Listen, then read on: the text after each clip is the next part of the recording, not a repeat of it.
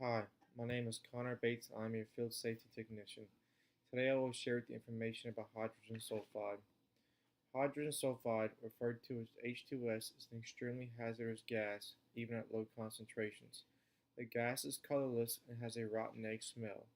However, because exposure to the gas at certain levels can cause an individual to suffer olfactory fatigue, where they cannot smell, people should not assume that the gas is not present simply because they cannot smell the gas anymore.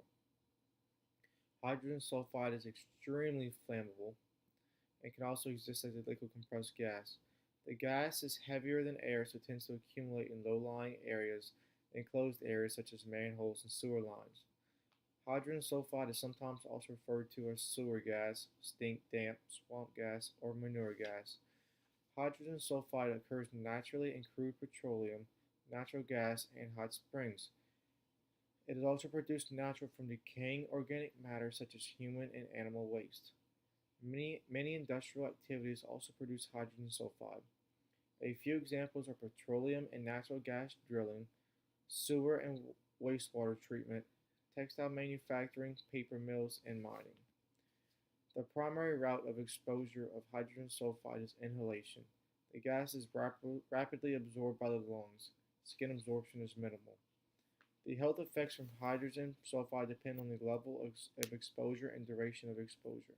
Repeated exposure of low levels can also have health effects. Effects can range from minor irritation of the eyes, nose, and throat to sudden collapse and death. When exposed to very high concentration levels, death can occur within a couple breaths. Hydrogen sulfide is known to be an irritant and chemical asphyxiant. Contact with its liquid form can cause frostbite. So the symptoms and exposure effects depend on the concentration level. Exposure to a low concentration level usually results in its irritation of the eyes, nose, throat, and respiratory system. A low concentration level will be 0 to 10 parts per million. People exposed to a level in this range will usually have burning and tearing of their eyes, a cough, and shortness of breath. A moderate concentration level exposure is in a range of 10 to 50 parts per million. Individuals exposed to levels within this range would normally experience severe eye and respiratory irritation, coughing, difficulty breathing, headaches and dizziness, and nausea and vomiting. Their lungs may also begin to fill with fluid and they may become uncoordinated and stagger. High concentration level exposures range from 50 to 200 ppm. Exposures in this range can cause shock, convulsions, inability to breathe, rapid unconsciousness, and even coma and death. The higher the exposure, the greater chance of respiratory paralysis and death. At the exposure level of around 1000 ppm, death can be almost instant. Repeated or prolonged exposure, even at extremely low levels, can also cause health effects. This type of repeated exposure can cause eye inflammation, headaches, fatigue, irritability, insomnia, weight loss, and digestive disturbances. Various agencies have recommended exposure limits.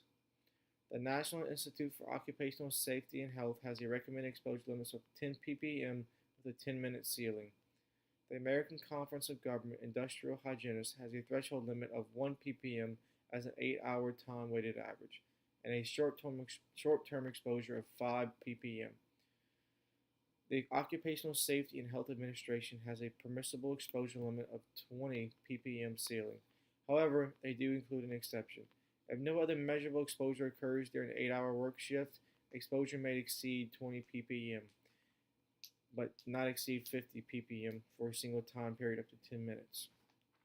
And that is all today. If you have any questions, please feel free to comment. Thank you.